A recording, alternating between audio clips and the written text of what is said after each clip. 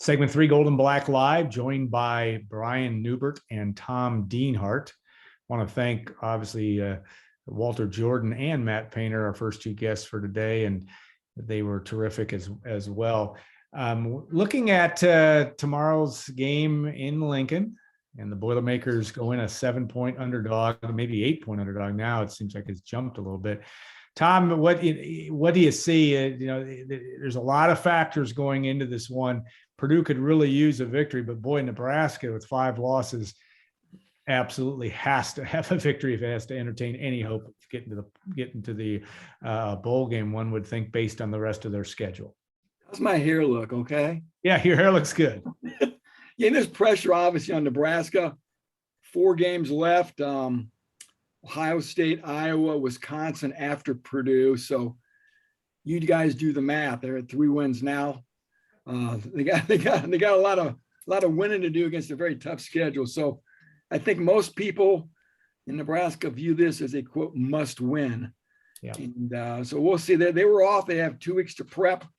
We'll see how they do, what they come out with. Adrian Martinez, their quarterback, supposed to be healthy. There was thought that he had a bad ankle at Minnesota the last time they played, October 16th. Was effective as a runner. He hardly ran at all, but the word is he should be A-OK. So this is a quarterback unlike any Purdue's seen this year, obviously. They faced Martinez a lot, so they obviously have gone head-to-head with him, but they haven't seen a quarterback of his ilk yet this year. So that's going to be the dynamic weapon that the defense will have to contend with. But, for Purdue guys, the story is more the offense, right? I think the defense will be fine.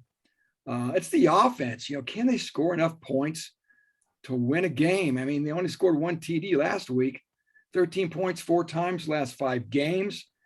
That's the big conundrum for Purdue. This Nebraska defense is not of the same ilk as Wisconsin's, but it's still got talent. And can't Purdue manufacture enough rush yards?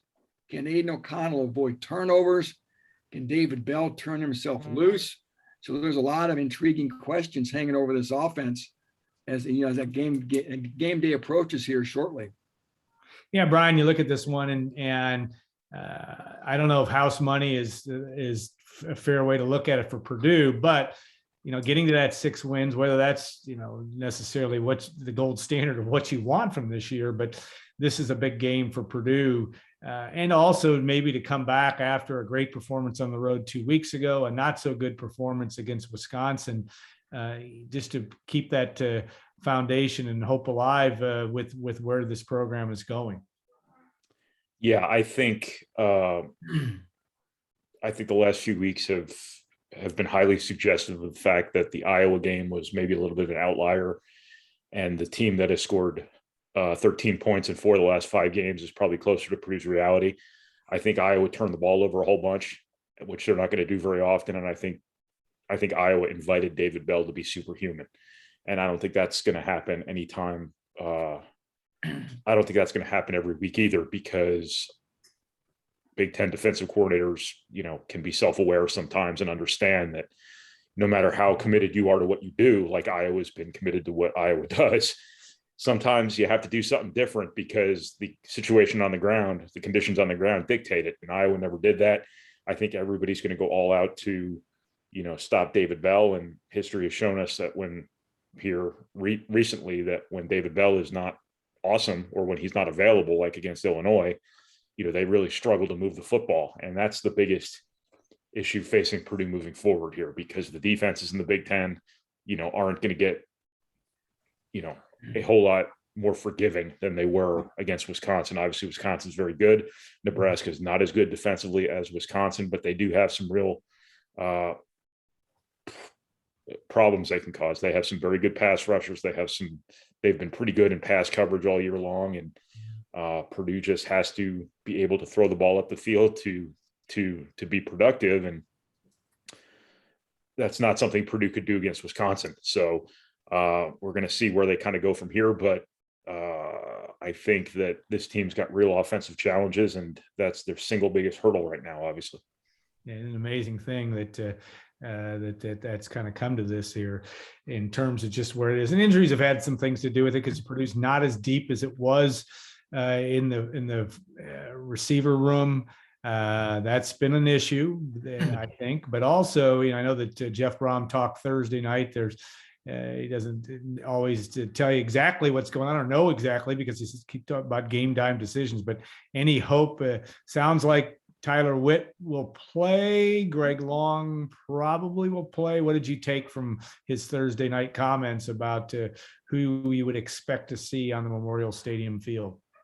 Yeah, the least likely to quote game time decisions, Xander Horvath and Greg Long. Of course, Horvath with the leg that dates to the UConn game. Greg Long is a head issue. Jeff Brom was optimistic about Tyler Witt, who has a hand issue. And he's also optimistic about Kydron Jenkins, the Leo, who has a head issue as well. So batting 500, right? We know Garrett Miller's out, the backup tight end. And also DeMarcus Mitchell, the Leo, is out. And of course, we have some long-term guys who've been out for quite a while now, guys like Corey Trice and Mershawn Rice, guys of that ilk. But again, yeah, still, everybody's banged up, guys. I mean, we're starting to get to November. Everybody's got a sad song to tell you about injuries, right? You got to figure it out, and hopefully guys step up. And Brian talked about the urgency of David Bell having a big game, and going to be a heck of a matchup, guys. He's got Cam Taylor-Britt. Looks like an NFL cornerback. Probably will match up with him quite often, so it's going to be a tough matchup. Guys like Milton Wright and TJ Sheffield, Brock Thompson, they need to step up, right? We saw Payne Durham do it a bit last week with 9 catches. So Jamarcus Shepard talked about that this week as well. Some of these other receivers got to take advantage of their coverage if defenses are focused on David Bell. So no secret there. Now, the opposite matchup, guys, we talked about Martinez off the top. I got to think maybe Purdue puts a spy on him. Maybe a guy like Marvin Grant. Jeff Brom said it Monday, you got to keep Martinez in the pocket. You can't turn this into a recess football game where he's running free and making plays out of the pocket and busting off runs. You got to keep him in the pocket, make him make decisions, make him read defenses, make him try to thread passes into tight windows to be a quarterback. Make him be a quarterback and throw the ball. They weren't able to do that with Graham Mertz because Wisconsin could run it. Purdue's going to try it again this week. You got to, again, make Martinez try to beat you throwing the football. It's interesting, last year's game, and it was not a good one for Purdue. Purdue got down 20 to 3 and 27-13 at the half. Bell actually had 132 yards, but remember, he had that 89-yard reception that was kind of a collision at midfield. He came away from it and took it the distance when Purdue was trying to come back. So they still kind of bottled him up last year. If you take that one pass away, he had 9 catches for 40 yards, or 45 yards. So that's kind of an interesting little side light to this. Brian, that the 3 quarterback and Purdue's ability to run the football. Again, I don't know that Nebraska's defense is at the level that we've seen the last 2 weeks out of Iowa and Wisconsin. But again, you got to get past 14 points, one would think, if you're going to win this game. Yeah. You're not going to win very many Big Ten games with 13 points. That's for sure. It just doesn't work. But to me, we can talk all we want about the running game and how important it is for Purdue to be able to run the ball. I've said since before this season that it's just a matter of being able to run the ball situationally well. Right. I would agree. Purdue's not going to beat anybody with the running game, no matter who's carrying the ball. They've got to get their passing game, up and going. They've got to be able to throw, and then run off of that. Is when their running game under Jeff Brom has been its most successful, it's been because the defense has had no answer for the passing game. The defense had no answer for Purdue's wide openness, its creativity kind of early on. And that's what Purdue struggled with against Wisconsin, is that they couldn't protect Aiden O'Connell. And then when they could protect Aiden O'Connell, he turned the ball over too many times. If they can just get to the point where they're able to be really productive in the passing game, like they were at Iowa. Obviously, there's some circumstances at Iowa in terms of the way Iowa handled David Bell. That's when you should be able to have some success running the football. If Purdue had some success running the football against Iowa, playing 3 quarterbacks, that probably was a credit to the ingenuity of the 3 quarterback system. That's also probably bye-week element of surprise, but it's also probably a reflection of the fact that Purdue was able to pass the ball pretty effectively too. And that's the name of the game for Purdue, not just against Nebraska, but every game that they play the rest of the season. Is you've got to be able to throw the ball vertically up the field. Yeah. If it doesn't happen, you don't win. One thing, Tom, and we're winding this segment down, but Nebraska has struggled to protect the quarterback. I mean, Martinez has been sacked 22 times, and I saw in Brian's data driven today, and there are some things that when you're 3-5, though, with Nebraska's played just about everybody tough, with everybody within 8 points, and certainly had chances to really should have won at Michigan State, could have won, maybe should have won against Michigan at home. They laid an egg at Illinois, but that's another issue. This is a pretty decent football team, but does give you an interesting side but light is that they've really struggled with the offensive line to protect Martinez. Yeah, plus I think his style, the way he's always out of the pocket, he's probably he's susceptible to getting sacked.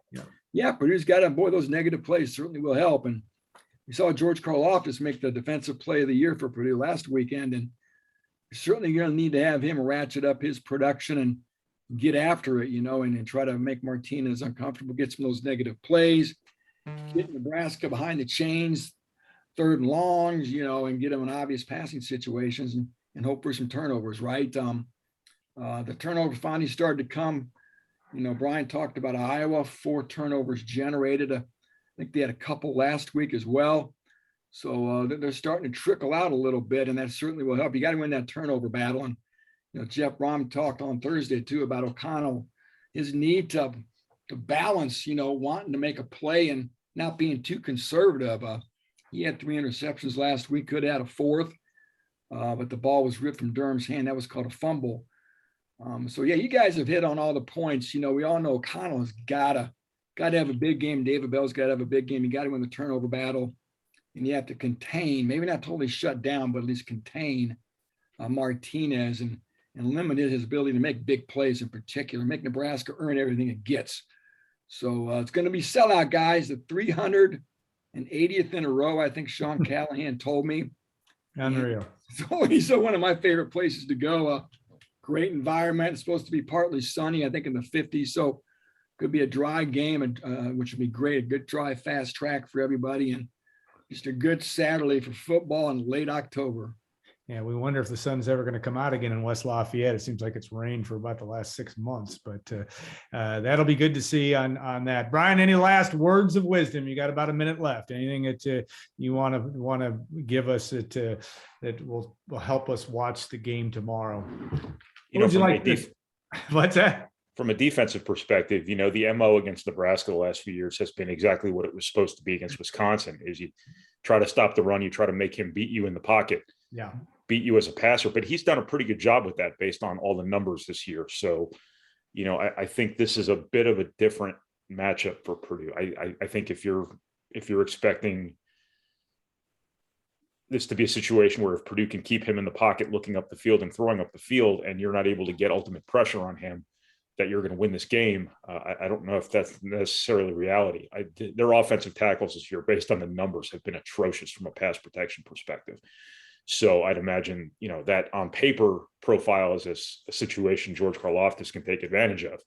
That being said, coaching staffs in the Big Ten aren't dummies, and they understand their weaknesses typically, and they're going to help. They're going to put a second body on people. They're going to do to David Bell what everybody should be doing that Iowa didn't do. They're going to do what Wisconsin did from the very outset of the game, where they roll that safety right in front of him to take away the slant. And then they just put pressure on Aiden O'Connell so that he doesn't have the time to let that kind of develop. They just have to play really well on both sides of the ball this weekend, because people are going to make it really hard on Purdue. The book's out on Purdue here after this Wisconsin game, if it wasn't out already. And, that offense just has to find some answers. And I don't know if that's something that necessarily can happen on November 1st or whatever it's going to be here pretty soon, but that's the situation Purdue's in. They got to score to win. And right now they're not scoring enough to win consistently, I don't think. All right, that's what we'll be watching for tomorrow, 3:30 kickoff, ESPN2. And stay tuned also for we'll have a Saturday simulcast on the site after the game, plus plenty of coverage as well. And Purdue men's basketball's got a scrimmage tomorrow morning at 11 that Matt Painter already talked about earlier in the show. So we want to thank, and Brian will have some coverage of that, what he can tell from a secret scrimmage, which will always be a little something, I'm sure. But I want to thank Triple X on the hill, but on the level of Purdue tradition since 1929, Hilton Garden Inn. Win tomorrow is a big day. State HGI tonight, and State Farm agent Trent Johnson at trentismyagent.com. And of course, the folks at WLFI, Gordon Jackson and company, for making this happen. We appreciate them very much. So have a great week. We'll be back with the show next week in advance of the Michigan State game, and there'll be a lot to talk about then. So have a great week, everybody. Thanks all for tuning in.